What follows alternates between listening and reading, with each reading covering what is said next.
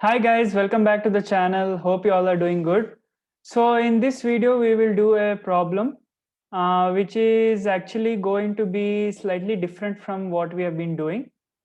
So watch the video till the end. It is interesting problem and maybe you're solving it for first time. So listen to it. It might help you. And I'll try my best to explain it as soon as possible. I'll make the video not too lengthy. So let us see this problem. This is known as first negative integer in every window of size k problem. So every window of size k, when you listen to this, you should get an idea of a sliding window. Every window of size k, maybe there is a chance of applying sliding window. Let us see. Given an array of n integers and a number k, find the first negative integer for every window of size k. So let us take the example as usual and see what is there. So the example over here is what 5 elements are there and elements are -8, 2, 3, -6 and 10. So every window of size k, over here k value is given as 2. So if I have to make every window of size 2, then what should I be doing? Then I should make this one window, this another window, this one another window, and this one another window. So you can see first window numbers are -8 and 2. So in the first window, which is the first non-negative number? -8. Okay, -8 is first non-negative number. Then in the window 2 and 3, which is the first non-negative number, there is no non-negative number. So we are asked to put 0 in this case. So we have to just store 0. So where are we storing? This is some answer vector. We are storing all the answers in that vector and we'll return it. So in the next window, it is 3 and -6. In 3 and -6, first non-negative integer is, first negative integer. First negative, negative integer is -6. Similarly, in the window -6 and 10, first negative integer is -6. So essentially, what did we do over here? We just use the sliding window concept. But how are we getting the first first negative integer? If I've been telling non-negative, I'm sorry, it is first negative integer. I'm sorry for that. First negative. How are we getting the first negative integer in every window? So we have to insert negative integers somewhere. We need some data structure. We need a data structure to insert the negative integers, and we should be able to get the first non-negative integer. And what else we should do? When the window goes beyond that number, for example, in this case, if we consider the first window, so if we consider the first window, then in this first window, -8 is there, right? This is -8. So, okay, -8. But in the second window over here, there is no -8. So, in the data structure that we are going to insert a negative element, we have to remove this -8 because it is not present in that window now. So, if you analyze carefully, maybe we can make use of a data structure in which we insert from one end and remove from the front end. I repeat, we insert backwards. We insert in the back and remove in the front. So what data structure do we require for that? So we can make use of Q, right? We can make use of Q because it is first in, first out. First in, first out. However, we can make use of DQ also. I wanted to introduce DQ over here. Actually, in this problem, we can use Q only. We don't have to use DQ.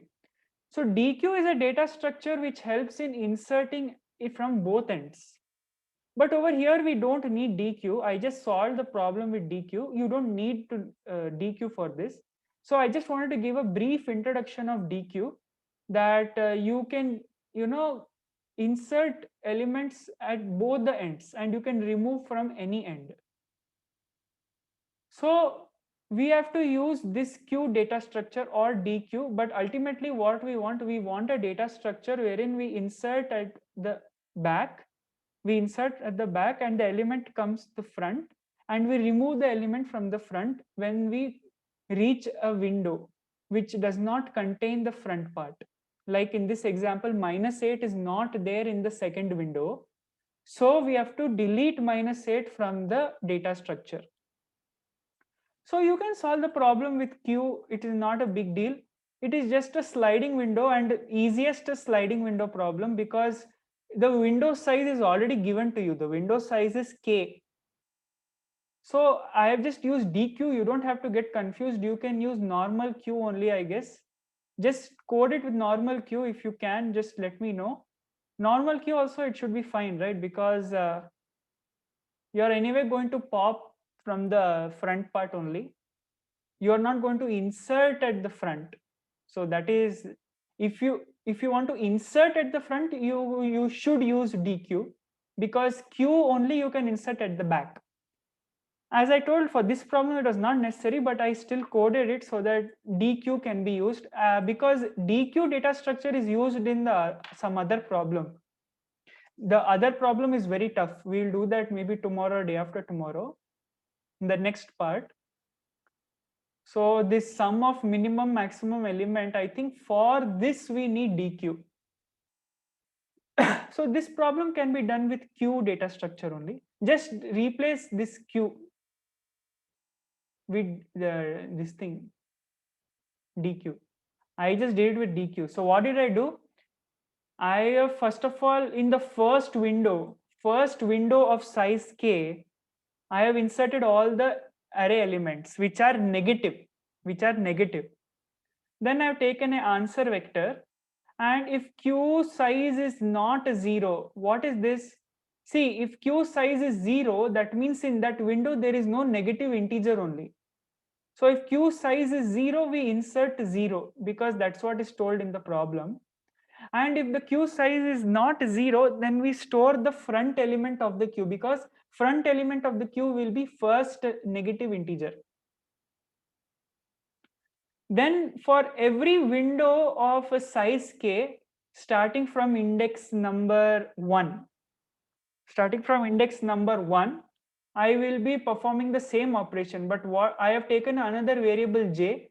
This j variable will be the left pointer. So left side window should be moving, right? As the right side window moves, left side window also should be moving.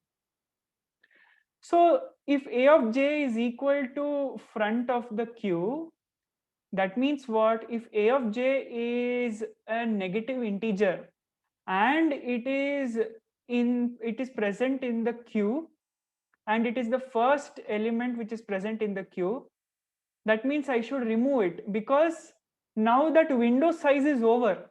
As I explained in this example, -8, when you go to this window 2 and 3, -8 should be removed, right?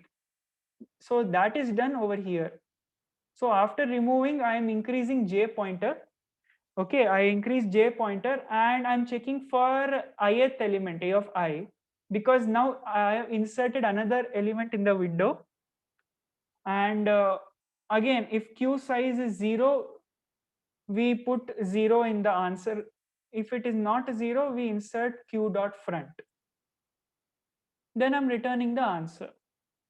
So this was the problem. DQ simply I showed, not necessary. It will be used in further problem. One tough problem is there. For that we can use. So DQ stands for double-ended Q. You can insert, delete from both ends. Here you can use Q only, not a big deal. So that was today's problem, and maybe I'll upload another video today only. So let us see. Hope you understood. Please share with all your friends, subscribe to the channel, and like the video if you understood the solution. And stay safe, keep learning, keep growing. Stay tuned. Bye.